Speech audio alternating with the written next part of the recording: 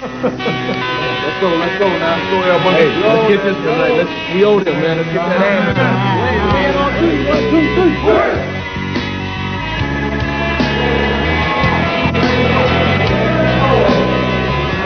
We have moved on to the Arco Arena here in Sacramento. It's the home of the Kings and the stage of one of the league's most dynamic performers, Jason Williams. In just his second season, Jason has not only helped the Kings become a playoff team, he's brought a lot of excitement to Sacramento. But his story began in West Virginia, in the same area that produced Hall of Famer Jerry West. Now, while Jerry West was known for his deadly shooting, Jason is making his mark in a different way, with amazing passing and ball handling that you just have to see to believe. Williams and Jason quickly into the front court. Oh, behind the back dribble, into the lane, finger roll flip, hangs, and drops. Williams has eyes in the back of his head. With him on his team, you gotta watch out because he might hit you in the nose with the ball. Jason Williams. Rudy to Tony Tuck. Oh, what a pass. Oh, boy. Jason Williams. He'll make a play on the open court that you just haven't seen before. That was a Showtime move by Jason Williams. Jason, what a pass! Are you kidding me? With his flamboyant style, Jason Williams has become one of the NBA's marquee attractions. But as he leads the Sacramento Kings into the future, he's also stirring memories of the past, drawing comparisons to one of the game's greatest showmen, Hall of Famer Pistol Pete Maravich.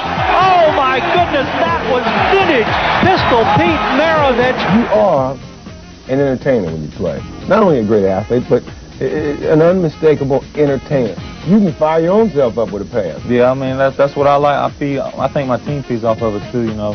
Me throwing a good pass and letting see wherever somebody else score and me see them smile. That's what makes me smile. Any pass that I throw and excites my teammates, it's going to excite me. For Williams, the excitement began in a place far removed from any NBA arena. Jason grew up in the tiny town of Bell, West Virginia, and as a youngster, he quickly developed a passion for the game of basketball. We always had the little miniature Nerf hoops in our bedrooms, and until he was ordered to go to bed at night, he was always shooting the hoop, but bouncing the ball off the wall, bouncing off the floor. I can remember my dad always screaming at Jason like 10 o'clock at night, go to bed and put the basketball up, and he'd go to sleep with the basketball. By the time he reached high school, Jason's talent and flair began to emerge. He had perfected his skills on the playgrounds and also through hard work alone in the gym. Who would you pass the ball to? I mean, there's 4 walls and there are bleachers and stuff like that you can throw it off of. So you just find spots and try to hit the spot? Well, I mean, sometimes you just throw it in the air like a lob. Nobody go get it, but in your mind, somebody's going and getting it. It's hard for people to imagine or to believe this, but he would go over for 2 or 3 hours at a time and never shoot a basket. He would just go over and just dribble between his legs. He'd go behind his back with both hands, bounce it off the wall. He'd draw a square on the wall, and behind his back, see how many times he could hit the square. He could do the exceptional to the point where it almost was like it became routine. Williams takes it for the Panthers from left to right, crosses over midcourt. On the far side of the floor, an NBA 3, good. You know, the favorite thing every now and then you do, you just look at him and say, Jason, you got to take a little bit of the mustard off the hot dog. DuPont down by 1. Jason Williams quickly down the lane, scoop shot, good. There's the little kid still in his game. The little boy still there. That's a great play by the kid. Creativity.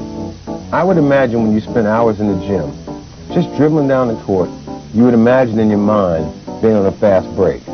That's amazing, that sort of imagination, but that's what you had to take with you to the gym. I think it's good. I think you should play with imagination on the court, too, you know. Just if you imagine that you're going to throw a lob, I think eventually it'll happen. How many guys have you hit in the head with passes when you first got here? In scrimmages, in practices? I don't really know. I'd say Vlade would be the most, so. But he don't like for me to say that. Sometimes it looks like a magic, you know. The other night, you know, he made pass to me, you know, I really didn't see a ball. The ball just hit me in the hands. Williams steals. Oh, yes! Oh, no! Look at Vladdy's hand, down by his knee. It's a conk right off the forehead. Yeah, I'm asking him, how could I do that? And you've been playing with magic before. He don't have an answer for me. Yeah, but sometimes you come at different angles. Yeah, but that's magic. And now, Jason Williams has taken his own special brand of basketball magic out of the hills of West Virginia for the entire world to enjoy. Was it basketball or bust, nothing else? You were going to play in the NBA or nothing? I think that's it. And when you say nothing, I really don't know what I'd do without basketball. Can you get enough basketball? I don't think anyone can. I mean, I know I can't. I'd rather be here than anywhere else. So when you talk about the love of the game, that's exactly what you're talking about. Yeah, I mean, like I said, I'd rather be nowhere else in the world than in the gym. What a move! While Jason's act has electrified the league, he still has some new tricks up his sleeve. They're moves that he's only showed his teammates in practice, but he might unveil them when he takes the court during All-Star Weekend. He says he may show off his secret elbow pass or his hit it off the foot pass. He says he's not ready to try them in a real game because the bottom line is he plays to win. Coming up, we hit the road once again, this time for Los Angeles, for a look at the Lakers star, Kobe Bryant. My favorite Kobe Bryant play has to be, I think it was the exhibition game when they played at UNLV, when he did the crossover and dunked on somebody in the middle of the lane. You talk about elevation. Chick, he went up to the rafters before he decided to put somebody on a poster. That's probably number one for me. So Kobe, keep it up.